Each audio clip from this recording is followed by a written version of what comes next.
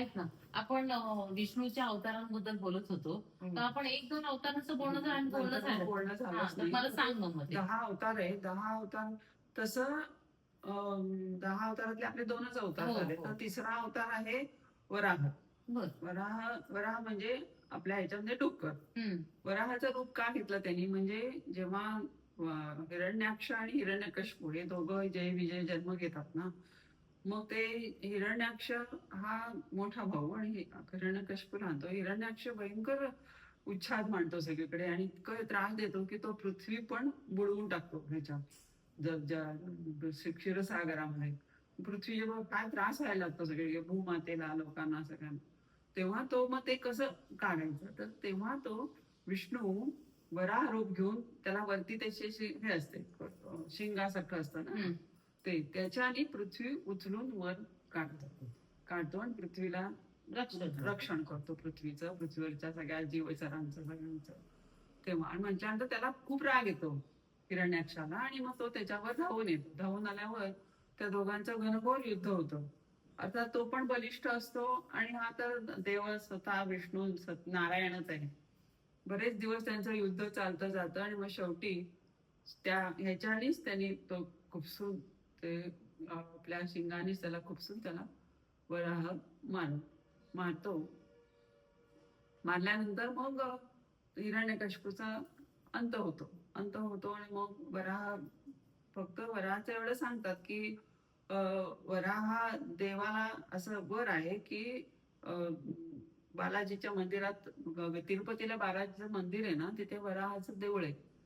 तर ते वराहाचं ते देऊळ आहे. तेव्हा त्यांनी जेव्हा बालाजीने लग्न केलं तेव्हा त्याला नारायणांनी त्याला म्हणजे त्या अवतारातल्या त्याला त्यांनी हे दिले की प्रथम पूजा तुझी.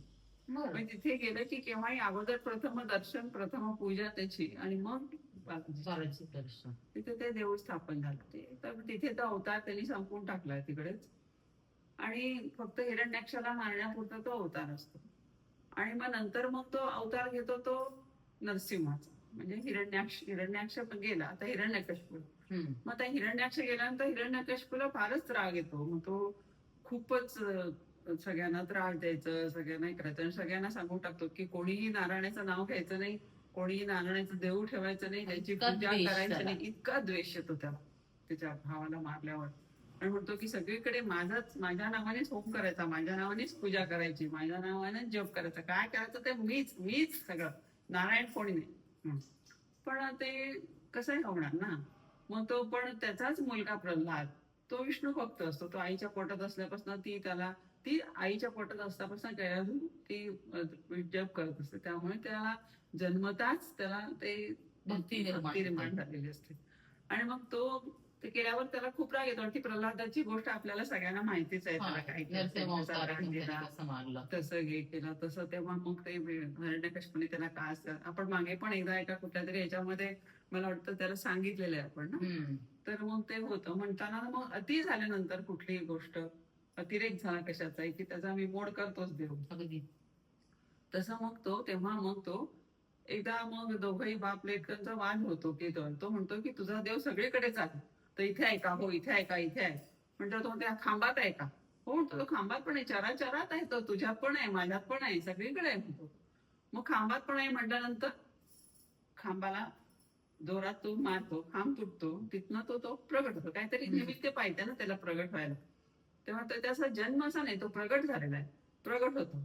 प्रगट झाल्यानंतर मग तो त्याचा चेहरा सिंहाचा, देह मनुष्याचा असा होतो. असा का?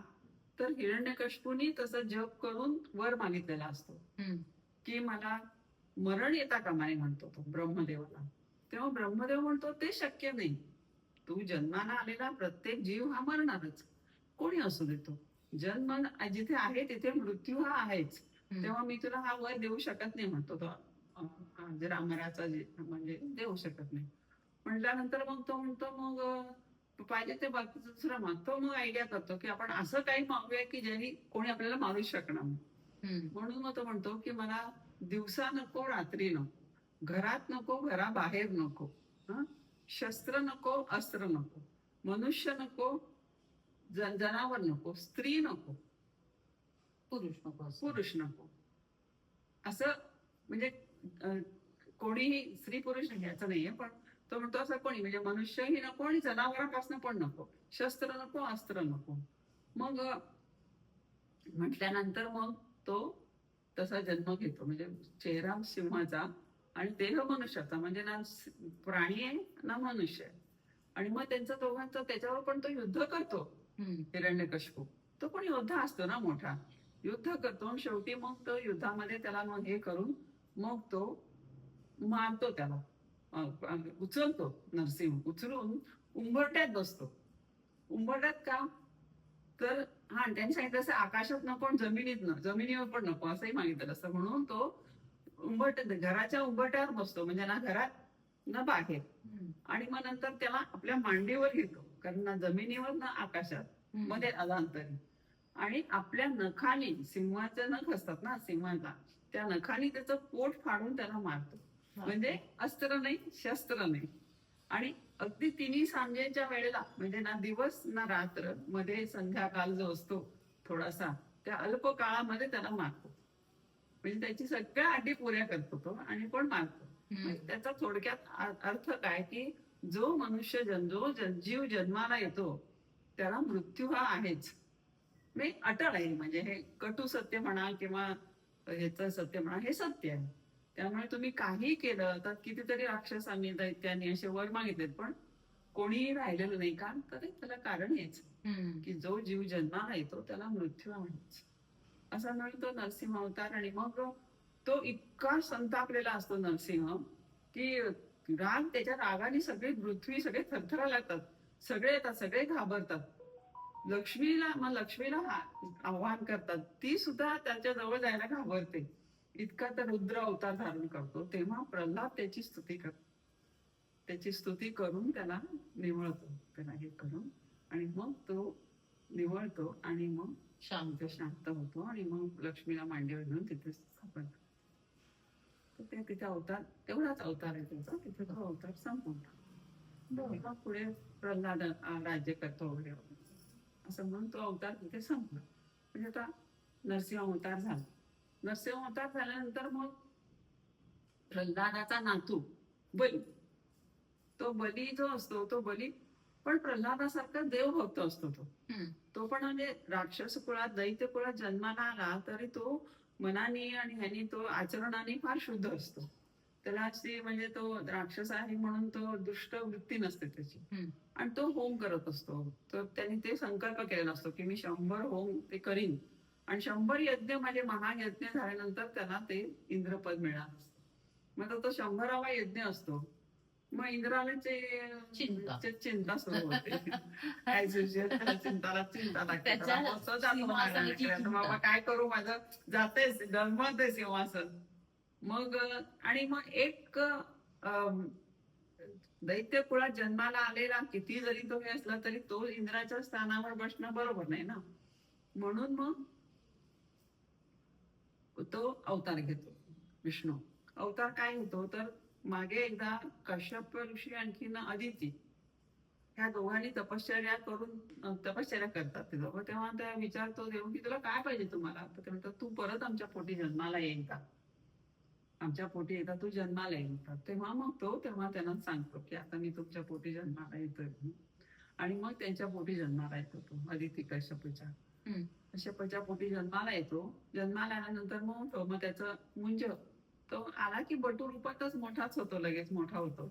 मोठा झाल्यानंतर त्याचं मुंज हे बटू करून टाकतात. त्याला बटू रूप आहे ना त्याचं, बटू रूप आहे, जेवढा रूप येतो त्यांना आई वडिलांना आशीर्वाद हे करून त्यांचं सगळं जन्म दिला, त्यांनी हे केलं वाढवलं म्हणून त्यांना ते जे द्यायचं त्यांचं सगळं कट करून तो निघतो. आणि मग तेव्हा हा बली यज्ञ करत असतो आणि तो भयंकर दानशूर असतो. बली अतिशय दानशूर असतो.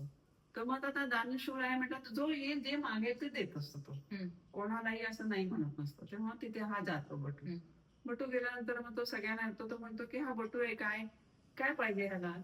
तर तो शुक्राचार्य म्हणतो, काय नाही, जरा देते की पुष्कळ लोक ब्राह्मण ते सगळे द्यायला लागले, तू चल म्हणतो. कारण शुक्राचार्य ओळखतात की हा बटू साधा नाहीये.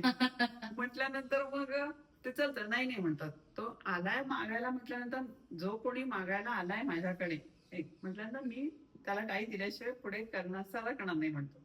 पण तो माग तुला काय पाहिजे म्हणतो, मला काय पाहिजे असणार नाही, मी काय करणार काय, फक्त मला माझ्या आश्रयासाठी मला राहण्यासाठी माझी 3 पावलं जमीन दे म्हणतो. तो 3 पावलं बस म्हणतो, बस 3 पावलं बस. मग तो म्हणतो ठीक आहे देतो मी त्याला 3 पावलं. मग तो म्हणतो सोड संकल्प.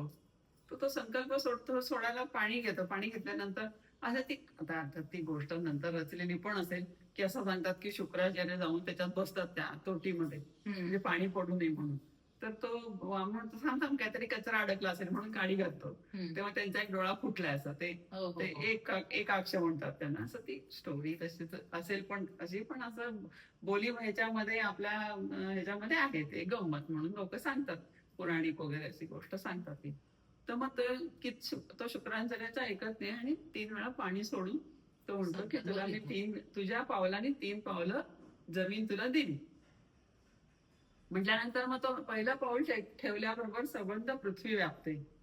दुसरं पाऊल घेतो तर सबंध अवकाश सगळं व्यापतं. तो 3रं पाऊल कुठे ठेवू तेव्हा म्हणतो की माझ्या डोक्यावर ठेवू म्हणून तो कळतं त्याला त्यांनी पहिला पाऊल ठेवल्यावरच कळतं त्याला. मग तो खाली गुडघ्यावर बसून म्हणतो माझ्या डोक्यावर ठेव. मी तेव्हा डोक्यावर ठेवलं त्याला आत पाताळात घालतो. मामन त्याला पाताळात घालतो आणि मग पाताळात घातल्यानंतर मग तेव्हा तो त्याला वर मागून घेतो. म्हटल्यानंतर मग तो म्हणतो की तू एवढा माझा भक्त असून तुला मी असं केलं. पण तो म्हणतो की तुला मी कायम तुझा हे होईल, द्वारपाल होईल. तर ते बलीचा द्वारपाल विष्णू आहे. विष्णू तिथे द्वारपालाच्या रूपात कोणावर अन्याय होऊ देत नाही. तिथे विष्णू तिथे राहतो. मग तो बली तिकडे गेल्यानंतर मग यज्ञ पुरा होत नाही आणि इंद्राचं पण जाणले सगळं मग तिथेच ते वामनावतार संपलेला आहे तिथेच. किती सुंदर अशी आपली स्टोरी. आपल्या असं स्टोरी आहे की 10 वेगळ्या वेगळ्या स्टोरी आहेत. तर पुढची आपण नंतर बघू पुढच्या. ठीक.